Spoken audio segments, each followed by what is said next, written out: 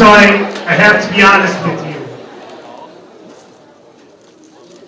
There is nothing to me more bittersweet than 8th hour on Riders Week, let alone Friday 8th hour of Riders Week number 30. I don't know about y'all though, what makes it a little bit of an easier pill to swallow is phenomenal energy by you and a whole bunch of fun. Okay? Can you guys do that? I mean, this is Friday, right? You're not doing anything other than watching an amazing musician here in a minute. Next to hopefully your friends and peers and people that you respect and enjoy. Okay, so some quick thank yous because it is the end of the week. Hey y'all, give a really crazy loud round of applause for our tech crew. Amazing. I don't know if you were here during Fanboy. There's like 20 microphones up here, extension cords everywhere. The lights are being used in different ways. I mean, those are your peers right there, crushing it like professional style. So amazing. Thank you to our tech crew and Mr. Crash. Thank you to all of you again. I mean, really, Riders Week isn't what it is without an incredible crowd that creates energy that only feeds into the culture of being amazing riders. Okay, so hopefully this week you saw one person, 2 people, 25 people that inspired you to do a little bit of writing. Doesn't mean you have to publish it. Does not necessarily mean you have to publish it. I've been writing a book for about 12 years for my children. It's just about my kids and moments we've had with them. Okay? And that will be for them. It's a very journal. Okay? It's like a journal. So you can do that too, and maybe you were inspired by somebody at Riders Week to do so, because I know I was. Okay? Our next performer was born and raised in Chicago. Nathan Graham meshes Southside Blues with Nashville Americana, beginning his career backing blues singers at famous haunts like Buddy Guy's Legend and Kingston Mines. Hopefully when you're older, you'll have some clubs like that you can go to. Maybe you'll even go to those. He spent a decade as a guitar for hire before picking up a mic to tell his own stories on stage. Soulful and steady, Graham's music offers a raw introspective of the human condition that's both painful and comforting. His guitar conveys heartbreak. Lyrics tell stories of regret, but his rich vocal delivery offers the remedy. Having brought his songs on the international tours, which he's going to talk about a little bit, I think, with both major label and indie acts, Graham is challenging the notion of what it means to be a singer-songwriter. He's driving inclusivity within the genre, and he hopes to evoke a sense of understanding in the process. He had this quote that I lifted off his page, some of the stuff I did as well, to be honest. I'm writing about universal experiences, he says. I'm writing music to connect my story to yours. Show you all that we have in common, and maybe help both of us to feel less alone. In a review by Mary Ferguson, Graham is a powerhouse singer with a deep drive to connect.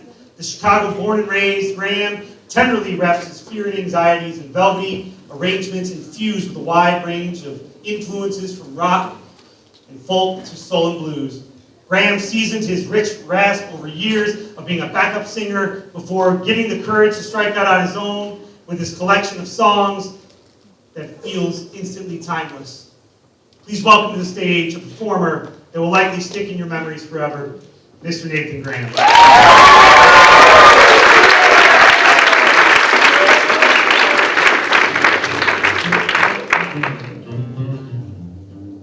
I didn't know that was students running the sound up there. Sound engineers, y'all are dope. That's amazing.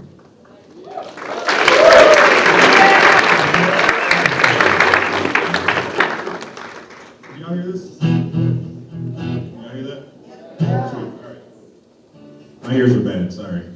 Too many nights of playing in front of loud amplifiers. All right, here we go. I'm gonna start with a song and then tell y'all a little about myself and start with this one.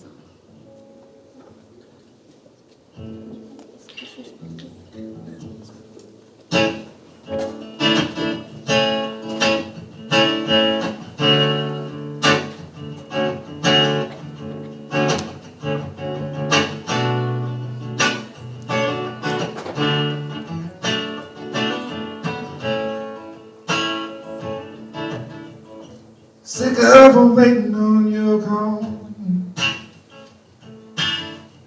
You promised that you'd be there. Wouldn't have stayed so long with nobody else. The way you treat me unfair. You said I had something to say.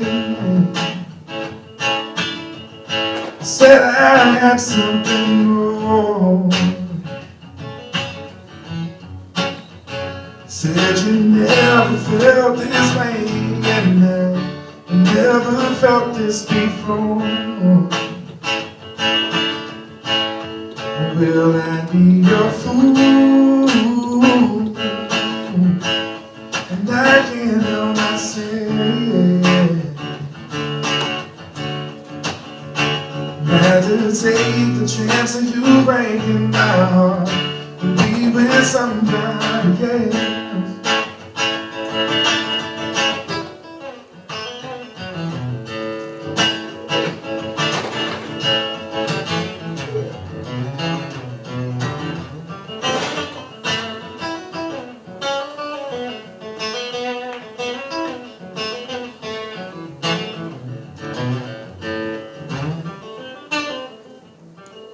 And only in my bed, I know you at your worst. Tell me lies and I'll find a way to compromise it till I've got nothing left. Well, I'll be your fool, and I can't help myself. Rather take the chance of you breaking my heart and be with somebody else. Well, I'd be your fool,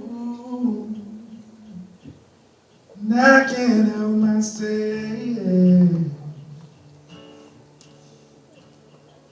Rather take the chance of you breaking my heart and be with somebody else.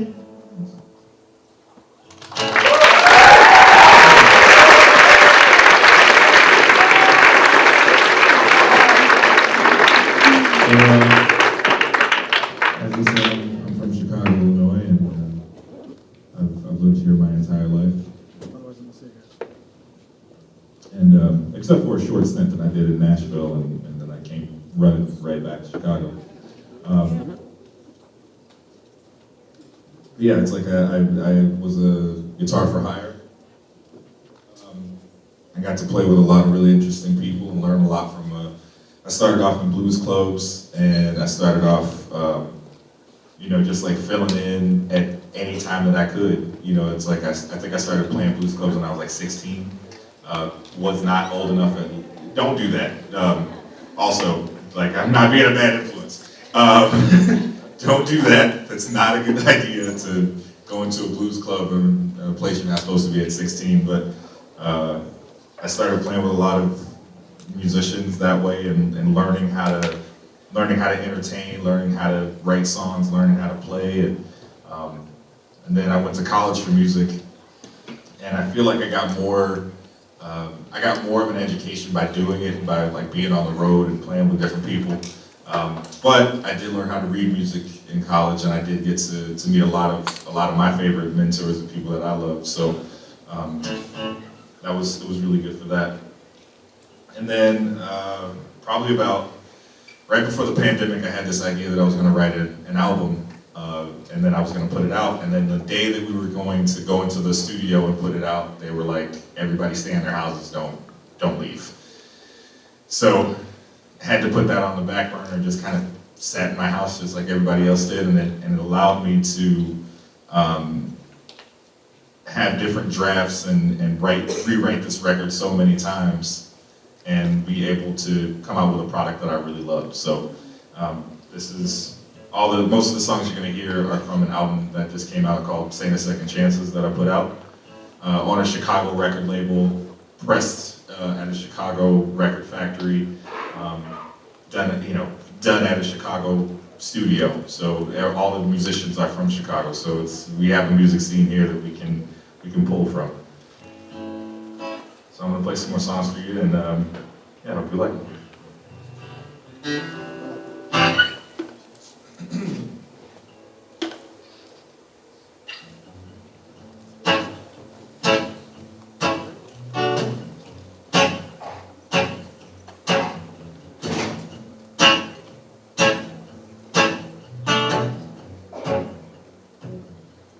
Don't you feel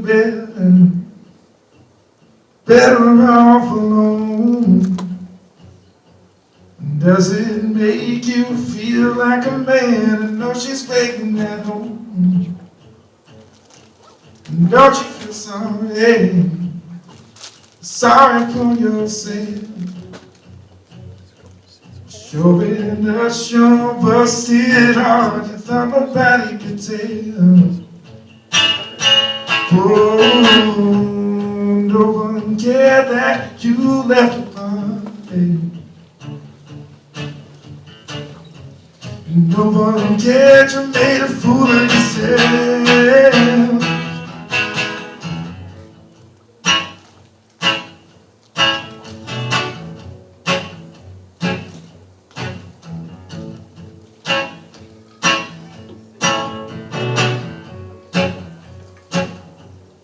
I always thought that you know best, but that crooked smile can't hide what's buried deep in your chest. I saw you going down in flames, but I guess I just didn't know that I was doing the same. Oh, and tell you the truth, I needed your excuse. And tell you the truth, I needed someone to blame.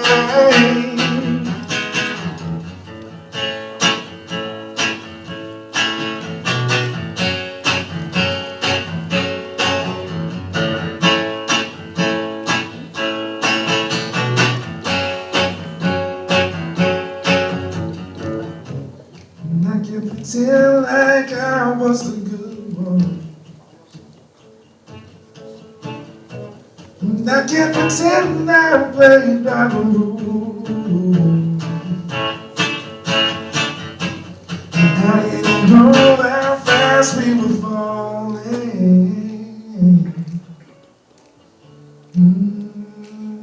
If only we knew.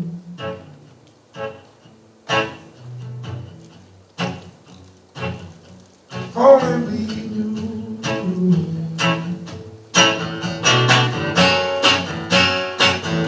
If only we knew.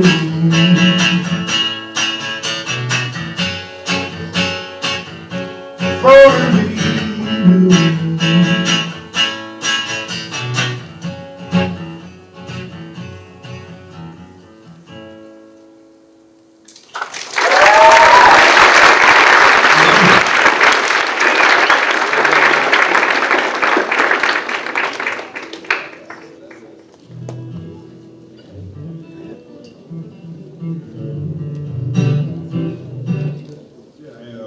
I started writing songs probably about 12 years ago, and the first ones were really, really bad. They were kind of embarrassing, to be honest.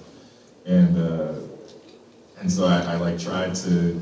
You have those moments where you're just like, man, I don't think this is right for me. I don't think I should be doing this. And the only thing that I said this to the other group, the only thing that separates the people who are successful in writing and who are not are just the ones that keep doing it, and just keep trying at it. And that doesn't necessarily mean doing it every day. It doesn't mean that it consumes your life. It just means that, you try at something, you try at the thing that you want to do. So it's like it could be writing a song, it could be writing a book, it could be writing a poem. Sometimes you're gonna have to step away from it, and just be like, this is not working right now, I got nothing left in the tank, I just gotta go away and I'll come back and I'll do this later. And So it's like, it's one of the things that we, especially as artists, we kind of get swallowed up in this thing of like the hustle culture or the grind culture or whatever. You have to do something every day. You've seen the videos where somebody says like, I get up at 4:30 in the morning and go to the gym and like, no you don't, like shut up. Get up and turn on the TV just like everybody else. It's you don't have to do that. You don't have to bang your head against the wall to be successful at something. You can, and that was one thing I left out in the last group is, letting something consume you. It's okay to have a regular job for a while until you're trying to do your thing. It's okay to have security and comfort while you're trying to make your music. And it actually helps your art because you're not putting so much pressure on it. So it's not like, okay, I have to write this song or I can't eat next month. It's like, all right, I got what I need to do. I can do that, and now I have time to write a song, and I have the freedom to write a song or a poem or a book or whatever you're writing. So it took me a long time to realize that because I let it consume me, and then it became so hard for me to write anything that it just became paralyzed. So it's like you gotta give yourself grace. You gotta give yourself a little bit of time. It's fine. You're gonna get it. I promise. You're gonna get there. So.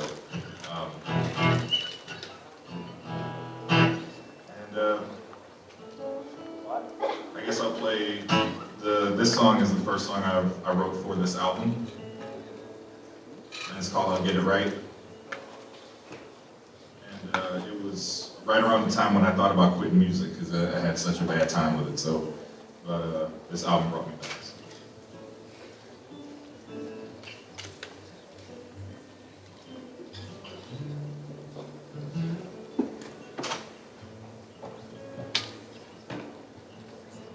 Spend all of my time asleep at the wheel.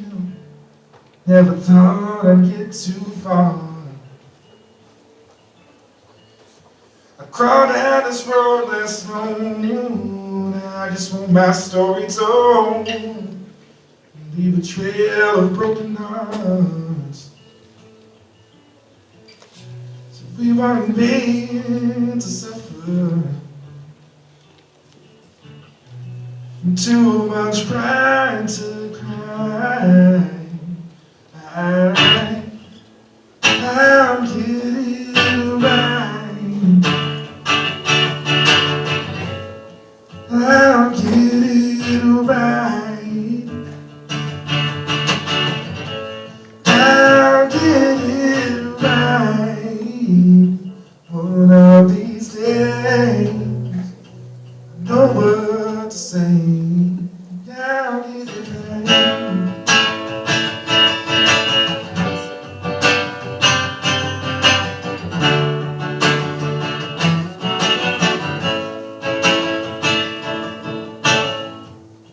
Dive after dive, dive after Jolene, and one more mile down, staring at the crowd, and they all look the same. What's the name of this old town? So we weren't meant to suffer. Die young and fade away. I'll get it right.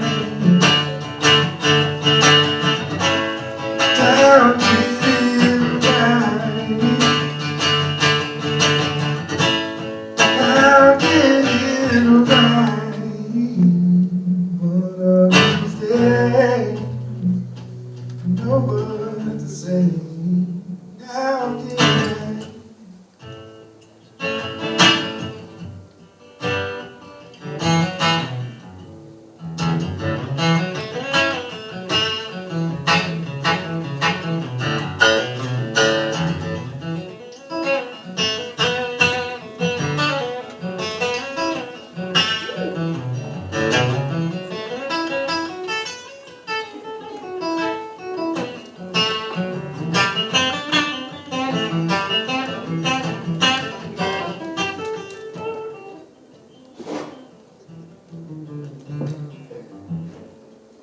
I'll get it right.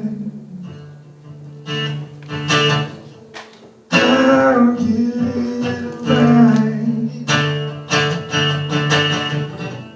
I'll get it right. One of these days, know what to say. One of these days, know what to say. One of these days, know what to say. I'll get it right.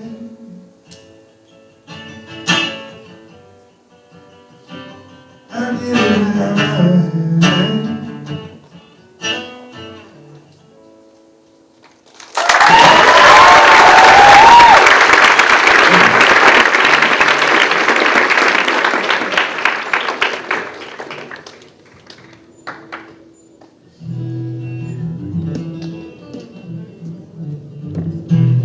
So, I was talking last class I was here about, like, you know, the fact that you're gonna have, there's gonna be rejection. There's gonna be, especially anything creative. Not everybody's gonna like what you do. Not everybody's gonna really understand what you're doing, and that's fine. There's nothing wrong with that. You know, you got to find your audience the way that they have to find you. So it's like, if you write something and somebody doesn't really like it, they're not saying anything bad about you, even though it does feel like that at the time. Especially when you're writing a song, or when you're writing a poem or writing a book or anything like that, it's very, very vulnerable, because it has something to do with, it's a little bit of you in there. It's like there's a piece of you in that writing. So if somebody says, like, oh, that sucks, it's just like, it could sound like, oh, you suck. And it's like, nah, it's not true. It's like, you know, it has nothing, they're looking at it objectively and like looking at it on this side. You're looking at it from a place of, I poured my heart and my soul into this, and you're just gonna say that it's bad and just move on. But it has nothing to do with that. You have to take your ego out of it. And a lot of things, like creatively, when you're trying to be a creative, you kind of have to have an ego to have enough gumption to kind of walk up on stage in front of 400 teenagers and be confident enough to talk in front of them. Even though I am nervous right now, but you kind of have to have a little bit of that, but you can't have so much of it that it clouds your judgment and it makes you say and do things that you didn't necessarily mean to say or do. And, you know, or make any rash decisions about, like, oh, I should just scrap this whole thing. It's like, there's so many times when you write a song and there are 16 versions of one song. You know, it's like there's 16 versions of that song, there's 20 versions of this song. And sometimes you just get it right the first time, but it's just because you have to rewrite something or you have to edit something or, you know, whatever, it does not mean that you're a bad writer, it doesn't mean that you're a bad artist, it just means you're human and you go through that. So, I wish somebody had told me that when I first started writing music, because there were so many times when I would get like a bad review in a magazine, and then all of a sudden be like, oh, well, maybe I should stop doing this. And, you know, it's like it would make me spiral the entire rest of the year almost. So if somebody says they don't like what you do, it has nothing to do with you. You're fine. You're going to be fine. And if you don't take anything away from this today, is just that, is that it's okay to edit yourself. It's okay to try another thing, try one more thing. You're not compromising. You're not doing anything wrong. So I'm gonna play. I don't know what I'm gonna play. I kind of roam without a set list. This is a bad idea. I should be more prepared. Don't be like me. Be more prepared when you do stuff like this. Let's see here. But you love what we had. This is all we'll ever get. But it'll really be be so bad if we left our chips unbaked. So we don't need what they're selling. Put your hand right here tonight. We can leave you from this table. Not ahead and not behind. So we've already won. We've already won. I can't believe we've already won. We've already won.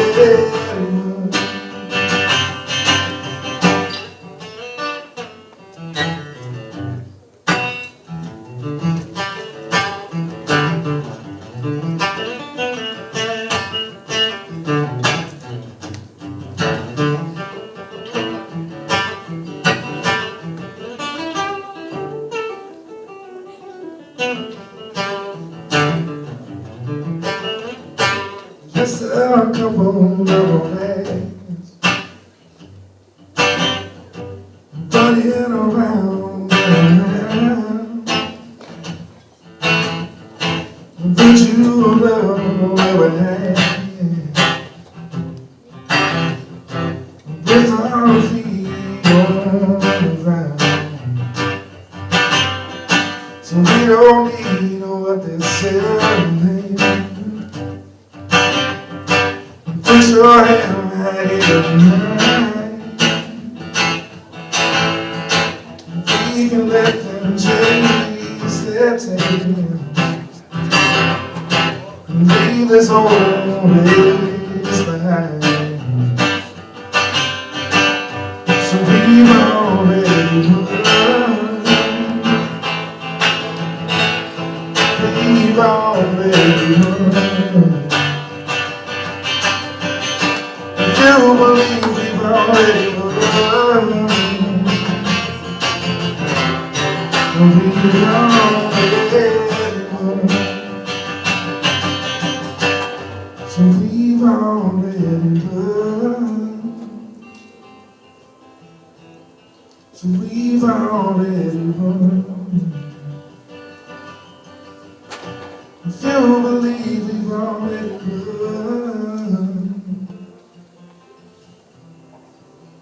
We've already won.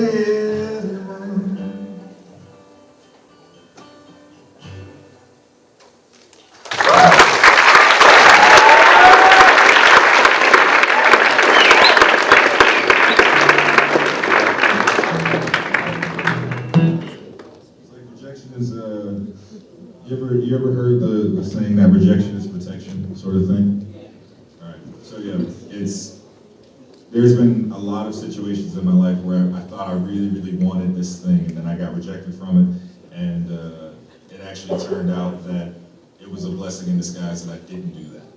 And like, you know, watching my friends, like for instance, I was given the bad advice to, at least for me, bad advice for me, to audition for The Voice, and I got on, and so I talked to a friend of mine. I was actually in Nashville probably about 2 or 3 weeks ago, and I was shooting a video for Taylor Guitars, and they were talking about how hard it was to get out of their label contract because of that show, and how basically they couldn't write what they wanted, they couldn't do what they wanted, and you know, they were kind of, you know, just the label told them to do something, they had to do it regardless of how they felt about it, regardless of anything. And so they were just kind of like, yeah, it's like, it's great, but they were like, they're really counting down the days so that like contract is up, right? And you know, I'll be honest, I've never been a fan of authority. I was a smart kid in high school, but I was also a bad kid in high school. I never really wanted to listen to anybody, so it was like that was never going to be my path, and I'm really glad I didn't do that because I would have been and just miserable as they were. But I found a label that actually like cares about what I think and cares about what I want to do, and they're also right here in Chicago.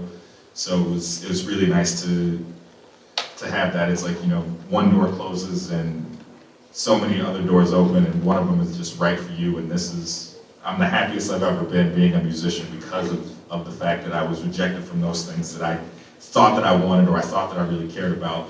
But then, you know, 5-6 years down the road, something better, something way better for me came along. So, you know, just know that not everything that you're gonna hear, not every bad thing that you're gonna hear is always a bad thing that happened to you. It could be something that just hold out for another year and you'll get that really cool thing that you wanted. So, and again, I'm just giving advice that I thought that I should have gotten. So hopefully y'all take it and y'all like it. Trying to figure out what song to play. I'm gonna do this song. It's called "Worry in My Life." I wrote it on a plane back from Austin, Texas. We were playing South by Southwest, and yeah, it's a lot of fun. It's hot. It's really hot though. Like as soon as you touch down, and they're just like you gotta carry your gear through like 90,000 other musicians because we're all here for the same thing. And I was on the plane ride back to Chicago, and I started writing this song. And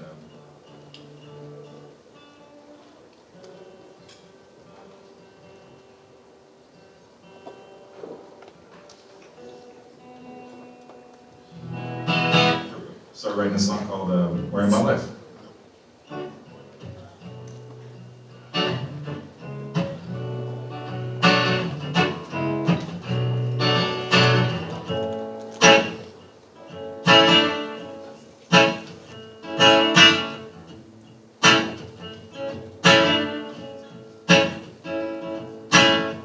Never know when to leave, never know when to stay. Never know how to find the words to explain myself anyway. Well, that's alright. I guess it's not the right time.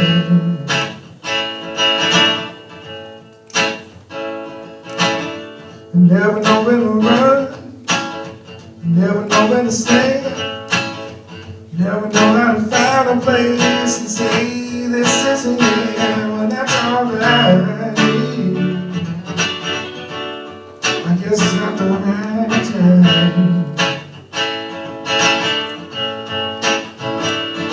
But am I moving along?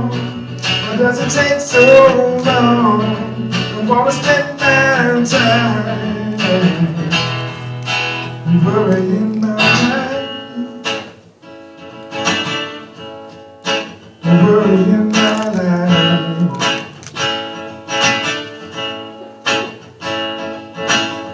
Never know what it was, or ever what it should be.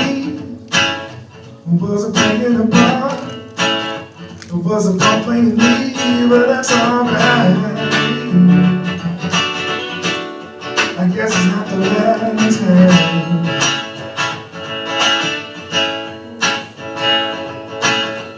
Do I know when to sing?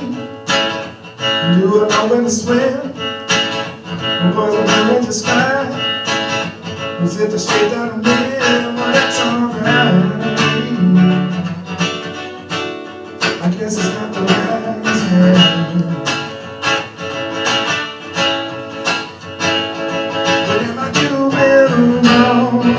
Why does it take so long? I wanna spend my time worrying my life, worrying my life.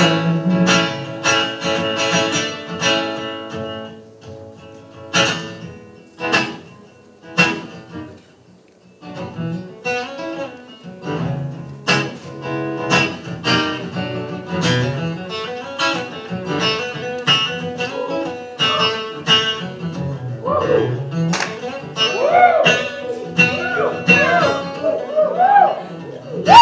am I doing wrong? Why does it take so long? I'm gonna spend my time worrying, but am I doing wrong? Why does it take so long? I'm gonna spend my time worrying my life, worrying my life.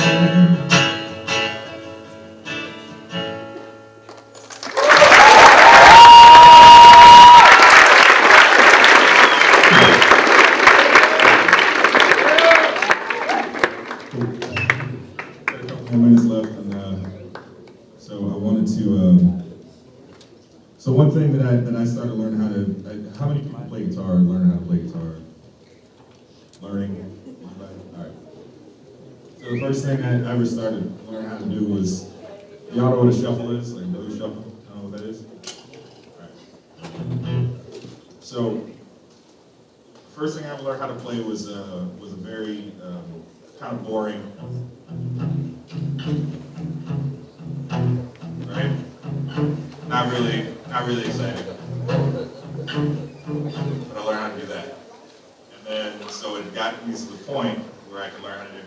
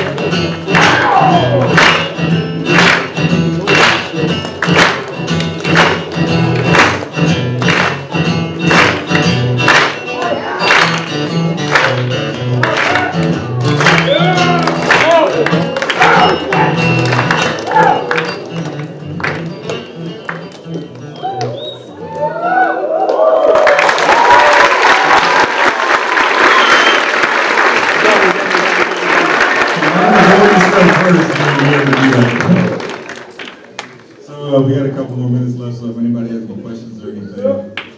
Yeah.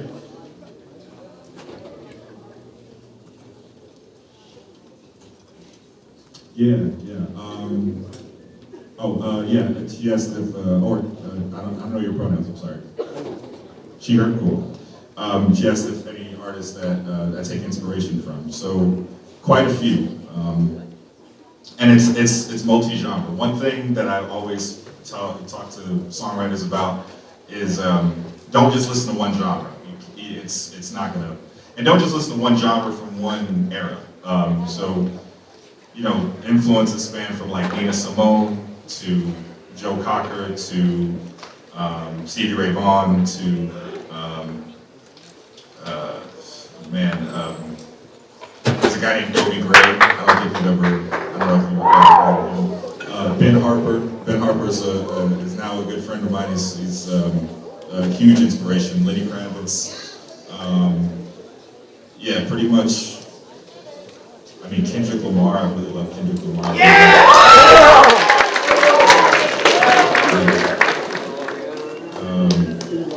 J. Cole. I'm a huge J. Cole fan. I mean, like anybody who can like write and tell a really good story. That's my Nathaniel Rateliff and the Night Swims. That's another one I really like. Yeah. What? Yeah. Way back there. The first song I ever learned. I actually just played it. It was called Pride and Joy. So that's Stevie Ray Vaughan. That was the first one I ever learned. The first pop song I ever learned how to play was, and I might be dating myself, but it's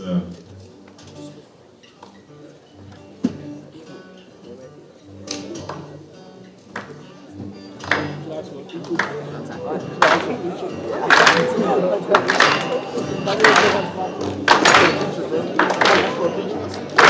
yeah, that's the John Mayer song. Who else? Oh, right there.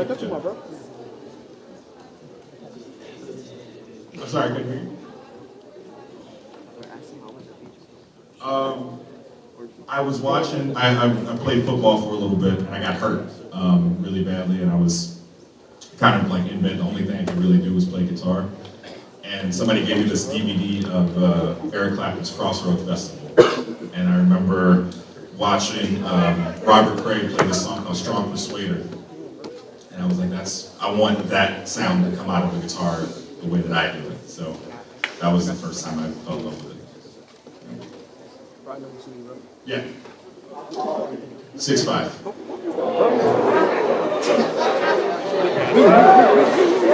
Hey!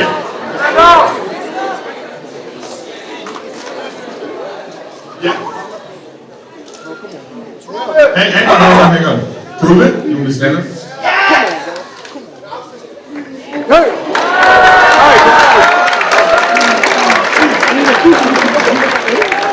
There's that dude on TikTok who always has like the measuring tape, and then he's like, I'm 6'1". It's like, dude, you're 5'9". Get out of here. Go ahead.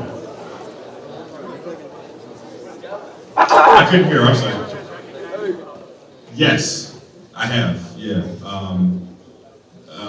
Being recognized in public is weird, especially when you're in like Crocs and sweatpants and you're at the grocery store. And everyone's like, oh my God, I loved you on so-and-so show. And I was like, cool, I do not want to take a picture with you right now. Not the way I look. I'm gonna go this way this time because I haven't got anybody over here. Yeah.